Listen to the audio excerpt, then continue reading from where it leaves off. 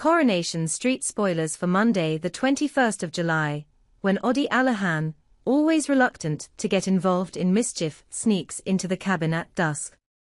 His pulse is pounding in his chest, partly at the prospect of the plot he's concocted, and partly at the knowledge that Brody Hudson is with him. Odi, whose mind is as quick as his tongue, has hatched a plan to stage a robbery, not out of a passion for crime, but to recoup losses after a disastrous investment in a failed project. He convinces Brody, fresh out of trouble and desperate for quick cash, that if they time it right, they can pull off a small heist at the Coronation Street Antiques Fair and split the spoils. Yet Brody, volatile as ever, insisted on tweaking Odi's carefully arranged timetable. Where Odi had plotted the job for the stroke of midnight, Brody pushed it forward by an hour, claiming a window of reduced foot traffic. Odi's gut twisted with unease, but he dared not voice objection. He needed Brody's muscle, and Brody needed Odi's cunning. So they struck in the gloom, smashing the glass case that held the rare Georgian brooch, bidding farewell to the voice-activated alarm that hesitated by mere seconds before blaring.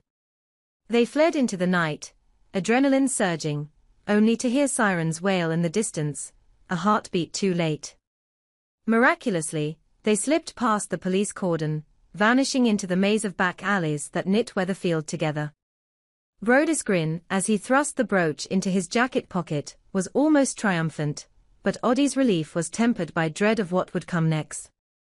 The very next day, at the police station, Odi found himself seated in a metal chair under harsh fluorescent lights, his palms sweaty against the laminated table. An officer's voice droned questions about the robbery, about who might have been involved. Odi answered carefully, recalling Brody's insistence on anonymity. "I don't know who it was. I just saw a couple of lads in hoodies." But in his nervousness, Odi slurred a detail, a stray reference to Brody's cheap cologne, the one that Brody wore every day to mask the hangover stench. That small slip, unnoticed by the interrogators, lodged itself in Bernie's mind when he later recounted the incident over tea at number 5. She had barely registered the truth when Odi first confided in her, admitting that he'd been behind the staged robbery, but this new clue hit home like a stone. Why mention Brody's scent unless you had spent time close enough to notice it? Bernie's heart wrenched. She knew that Brody's antics kept Kit awake at night, wondering which new trouble she would stumble into next. Brody, after all, had a history, petty thefts, impulsive fights, and the shadow of his stepfather Mick's brutality that still haunted Kit's memories. If the truth came out, Kit would see Brody not as the vulnerable boy she'd tried to care for, but as a danger to her family. And Bernie, who had sworn never to let Kit face that kind of heartbreak again, found herself standing at a crossroads. When Bernie confronted Odi later that afternoon behind the counter of Roy's Rolls, her gaze was steely. "You think I'm daft?" she demanded, voice low enough that only he could hear. "Tell me straight, was Brody there? Involved?" Odi swallowed, his usual bravado dropping away. "He was there," he admitted, shoulders slumping. "I needed him. But he only changed the time. The rest was my doing." Bernie's jaw clenched.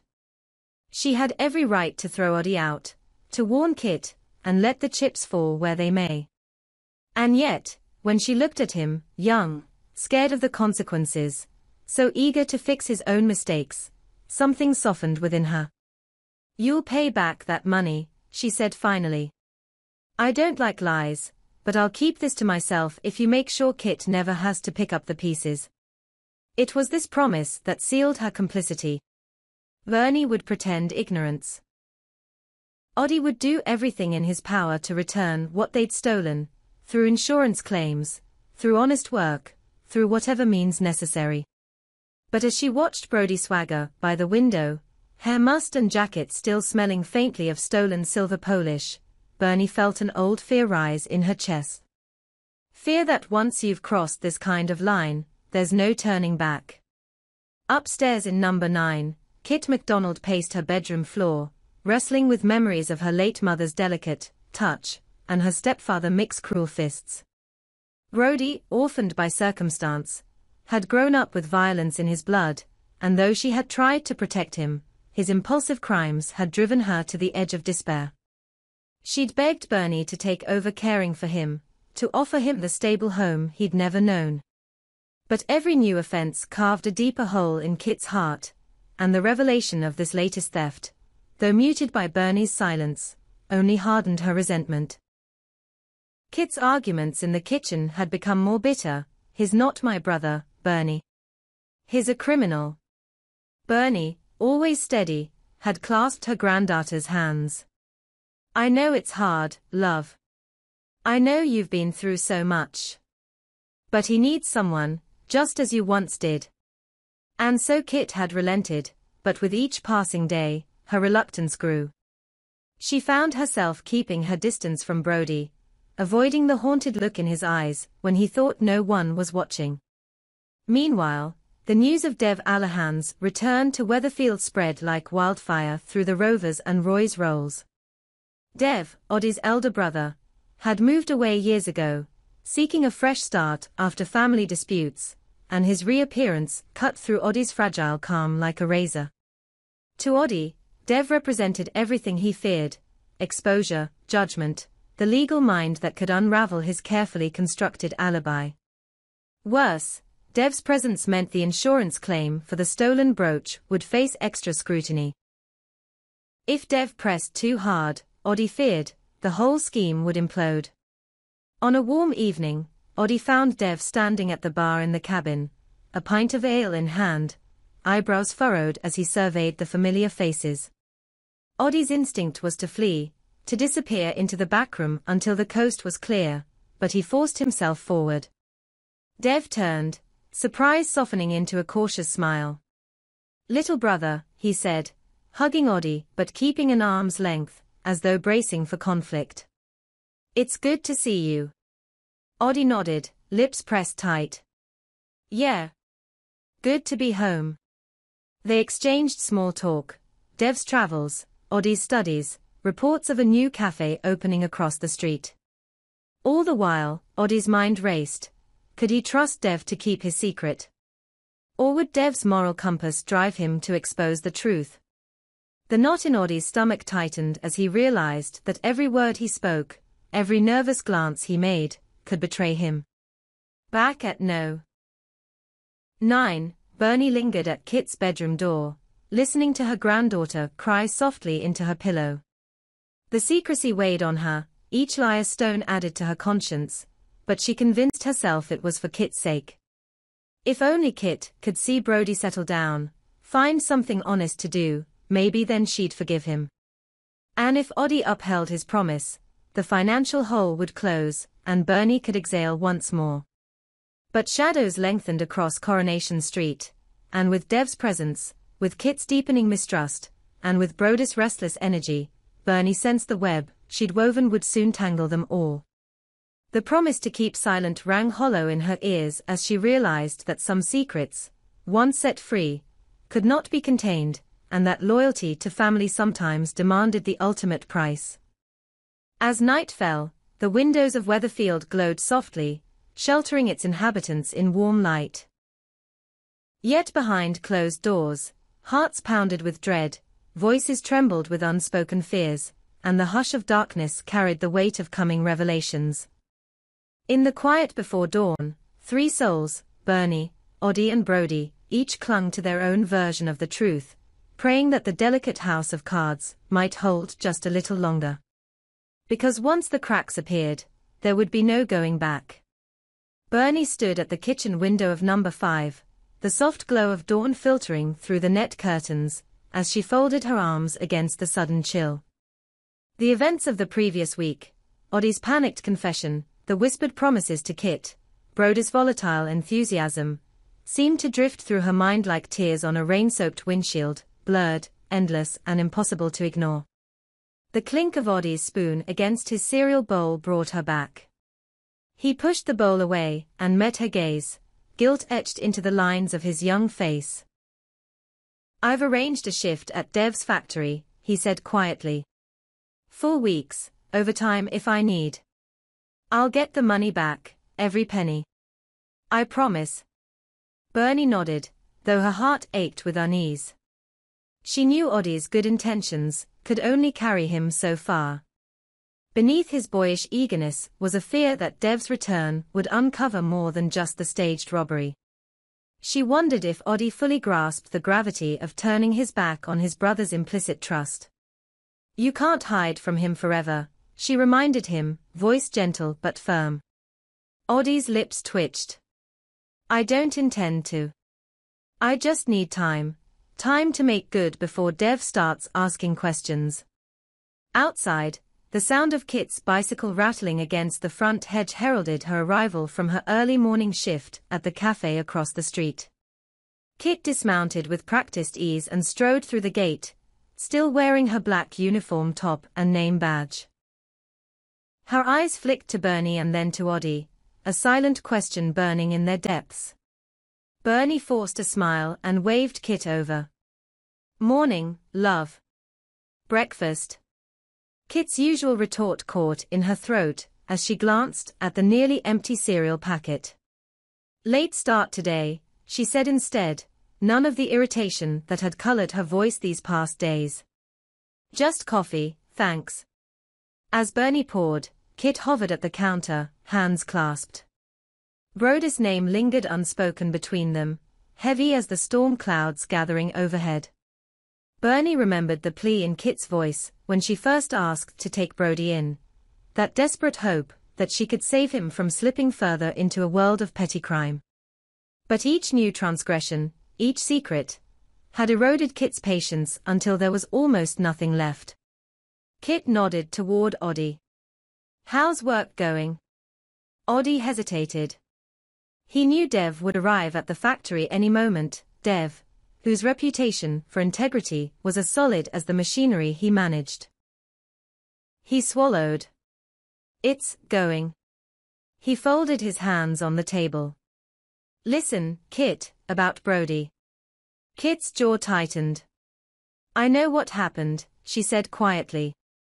And I know you're trying to fix it. But when does it end, Oddie? How many more times do we cover up for him? Oddie leaned forward, sincerity flickering in his eyes. As many as it takes. He's got potential, Kit. You saw him at the youth center, he was almost stable. Give him a chance and he could turn it around. Kit's eyes stung with tears she refused to shed. He nearly got us arrested.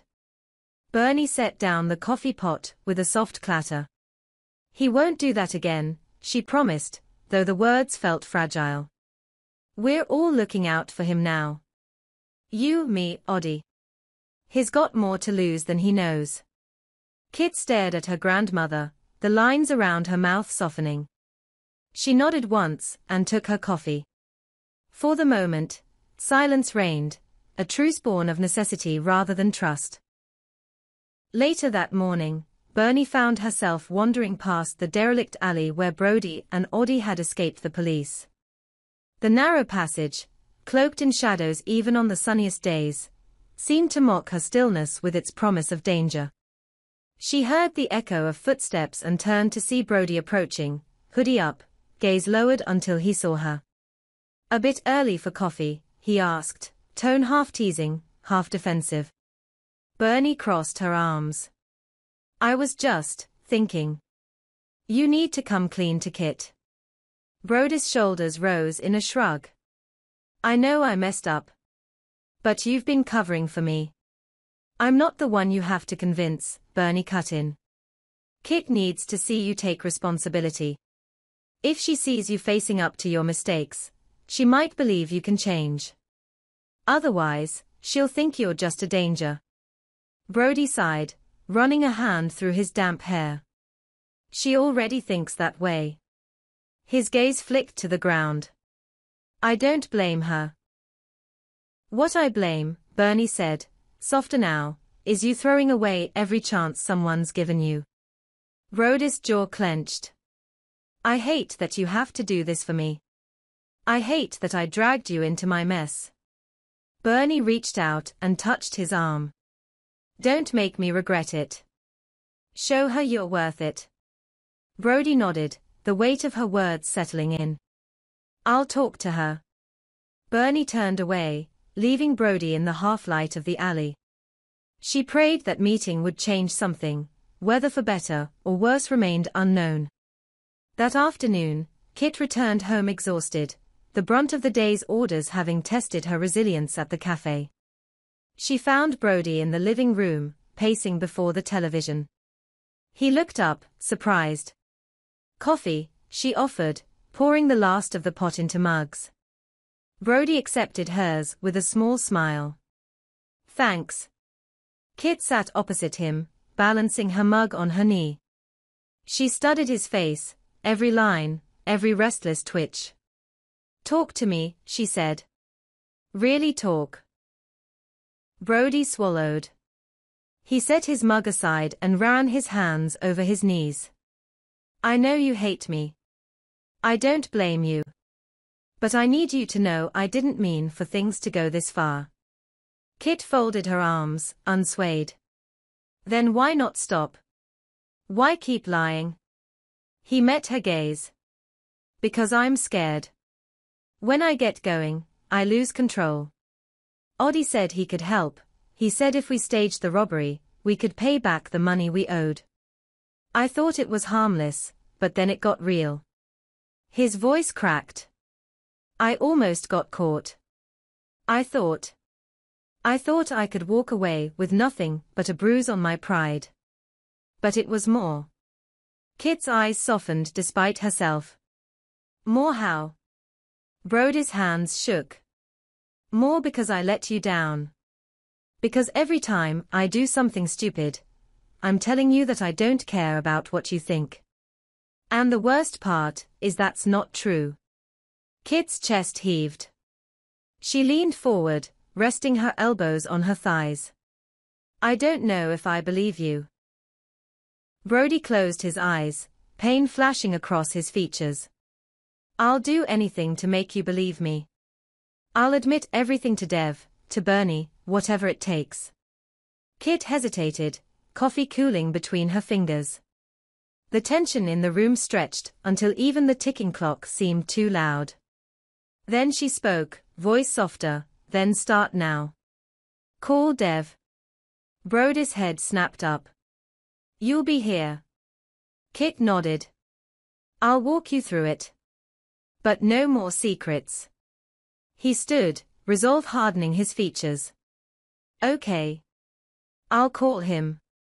That evening, Dev returned to the cabin, after cleaning up a glitch in one of the assembly lines.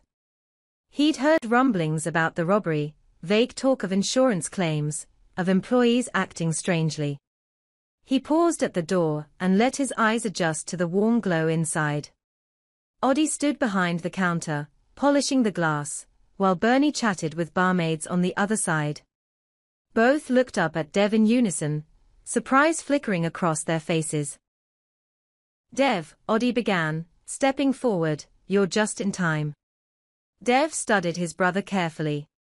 What's going on? A hush fell, and Bernie joined them.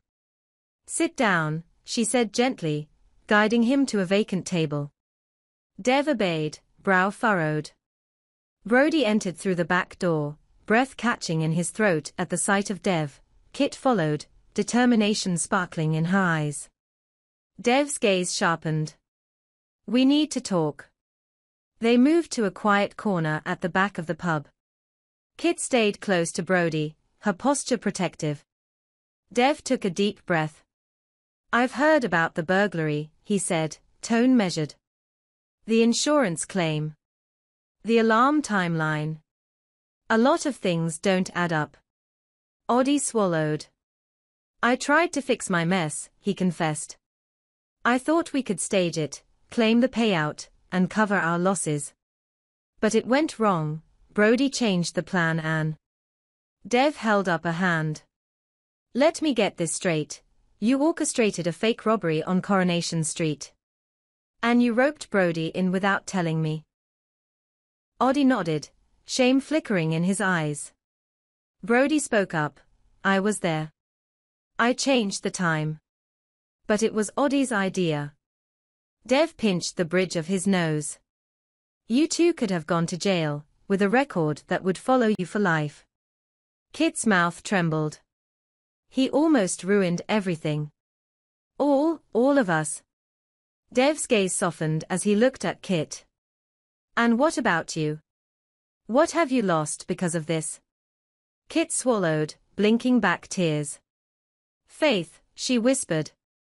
I lost faith in Brody. Dev turned to Bernie. And you, Bernie, why didn't you tell me? Bernie's eyes were stern yet weary. Because I believed Kit needed time to see the real Brody. I thought if he faced this with her by his side, he'd change. Dev's expression was unreadable. Then he exhaled slowly. All right. Here's the deal, Oddie, you tell HR everything tomorrow. Confess the fraud. Accept the consequences, probation, community service, whatever they decide. Brody, you come with me to the police station. You make your statement, full disclosure. Kit, you support him. Bernie. Whatever you decide, Dev, Bernie said, voice firm. I'll stand by it. Dev stood, placing a hand on his brother's shoulder. We do this together. No more secrets. Over the next days, the atmosphere on Coronation Street shifted as the trio carried out Dev's plan. Oddie's confession at the factory was met with stern disappointment, but leniency, his clean record and genuine remorse swaying management to impose probation rather than dismissal. Community service at the local youth center allowed him to reconnect with Brody in a positive way, teaching workshops on repairing bicycles and refurbishing donated furniture. Brody faced the police station with Kit by his side, her hand gripping his as they walked through the double doors. His statement was honest and contrite. He admitted his part in the staged robbery and accepted the conditional discharge offered by the courts in exchange for his cooperation. Kit waited outside, heart pounding until he emerged, shoulders slumped in relief. Bernie watched from the safety of number 5's window as the pair crossed the street toward home. Brody stopped mid-crossing, turned to Kit, and pulled something from his pocket, a small, silver Georgian brooch. Kit's breath caught. It was yours, he said, voice low. To give back, and to start over. Kit's fingers closed around the brooch's delicate frame. She glanced at him, tears glinting. Thank you. That night, tucked into her grandmother's living room armchair, Kit held the brooch as though it protected her from the memories of Mick's fists. Across the room, Oddie and Dev sat in quiet conversation, planning the next week's community workshop. Bernie brought in tea, her gaze sweeping over her makeshift, fractured family, no longer held together by lies, but by a fragile hope. Yet beneath the fragile calm, new challenges whispered. The insurance payout, though repaid, left the antiques dealer nursing losses that might one day demand recompense. Kit's acceptance of Brody remained tentative, every kind gesture shadowed by the memory of past betrayals. And Oddie, though free of jail, carried the burden of his deception like a scar. But for today, at least, the sun rose on Weatherfield without sirens.